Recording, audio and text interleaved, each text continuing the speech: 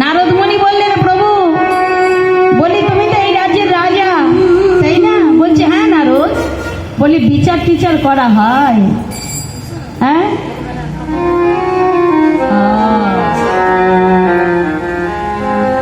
বিচার করা হয় তো?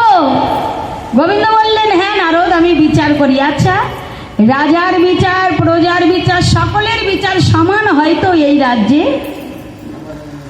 হয় তো?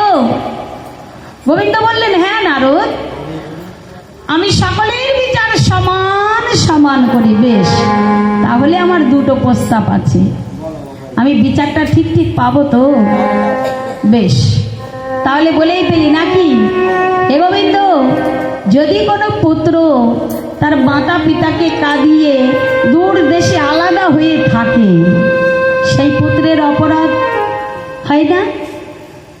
হয়তো? গোবিন্দ বললেন নারদ, তুমি বলো কি? সে যে মহা মহা পাপী। কে সেই কুলাঙ্গার? বলো, আমি এক্ষুনি তার বিচার করতে চাই। দাঁড়াও গোবিন্দ, দাঁড়াও। এ তো আমার প্রথম প্রস্তাব। আর দ্বিতীয় প্রস্তাব, যদি কোনো পুত্র মাতা পিতাকে কাঁদিয়ে আলাদা করে রেখে দেয়, দূর দেশে গিয়ে থাকে, পিতা মাতাকে খেতে পড়তে না দেয়, আর সেই পিতা মাতা যদি সেই পুত্রের জন্য কাঁদতে কাঁদতে অন্ধ হয়ে যায়, পাগল পাগলিনী হয়ে যায়, সেই পুত্রের কি অপরাধ নয়? গোবিন্দ বললেন নারদ, যে পিতা মাতার ঋণ এক জন্মে শোধ করা যায় না, আর সেই পিতা মাতাকে কাঁদিয়ে দূর দেশে আলাদা করে রেখে দিয়েছে, আর সেই পিতা মাতা পাগল পাগলিনী হয়ে গেছে, অন্ধ হয়ে গেছে, কে সে? কে সে বলো নারদ, আমি এক্ষুনি তার বিচার করতে চাই। নারদ মুনি বললেন তুমি নিজে।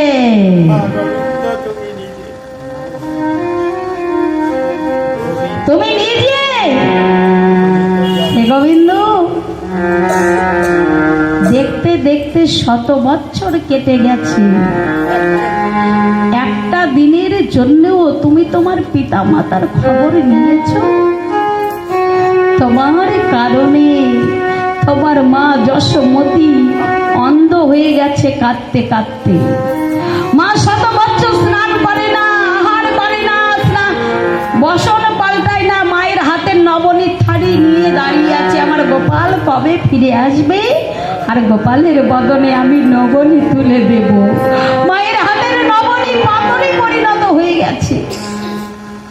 তোমার কারণে তোমার পিতা নন্দ মহারাজ নিজের চিতা নিজে সাজিয়ে সেই চিতার প্রদক্ষিণ করছে, আগুনে ঝাঁপ দিয়ে প্রাণ বিসর্জন করবে। অপরাধ নয়? ভগবান বললেন নারদ, একটিবার বলে দাও, আমি এই অপরাধ হতে কেমন করে মুক্তি হব? আমি যে মহা মহা অপরাধ করেছি, এর উপায় কি? একটিবার বলে দাও, মুক্তি পাবার উপায় বলে দাও। নারদ বললেন হে গোবিন্দ, রাজা হয়েছ, রাজা তো হয়েছ, বলি যজ্ঞটজ্ঞ করা হয়েছে? নারদ তুমি কি বলছো? আমি নিজেই যজ্ঞের অধীশ্বর, ত্রিজগতের সকলে যজ্ঞে আহুতি দেয় আমার নামে, হা কৃষ্ণায় গোবিন্দায় নমঃ বলে, আর আমাকে কি না যজ্ঞ করতে হবে? নারদ বললেন হে গোবিন্দ, সকলে রাজারা যেমন ভাবে যজ্ঞ করে তোমাকেও করতে হবে, যদি এই পাপ হতে তুমি মুক্তি পেতে চাও। বেশ, করব, তবে এই যজ্ঞের ভার বহন কে করবে? হে গোবিন্দ, আমি নারদ মুনি যখন এসেছি কোনো চিন্তা নেই, আমি যজ্ঞের ভার বহন করব, তবে যজ্ঞের নাম হবে প্রভাস যজ্ঞ। যজ্ঞটা হবে দানব্রত যজ্ঞ। দানব্রত প্রভাসের তীরে যজ্ঞ হবে, তাই নাম হবে প্রভাস যজ্ঞ। এই যজ্ঞে যে যা চাইবে তুমি তাকে তাই সেটাই দান করবে। কেমন? কেউ যদি ধন চায় ধন দেবে, ঐশ্বর্য চাইলে দেবে, কেউ পুত্র চাইলে পুত্র দেবে, কন্যা চাইলে কন্যা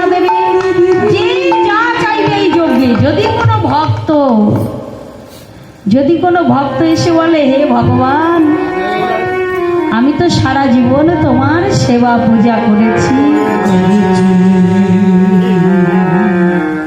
আজ থেকে আমি যতদিন বেঁচে থাকব তুমি আমার সঙ্গে আমার বাড়িতে গিয়ে তুমি আমার চরণ সেবা করবে। তুমি সেই ভক্তের বাড়িতে যাবে, গিয়ে সেই ভক্তের চরণ সেবা করবে যতদিন সেই ভক্ত বেঁচে থাকবে। ভগবান বললেন, নারদ, এমন ভাগ্য তো আমার কোনোদিন হয় না, কোনোদিন হয় না। এই যে আমার বহুদিনের বাসনা, তবে আমি ভক্তের মতো ভক্ত হব, তবে আমি ভক্তের চরণে যুগল মন্দ মন্দ করে সেবা করব, এমন ভাগ্য তো আমার কোনোদিনই হয় না।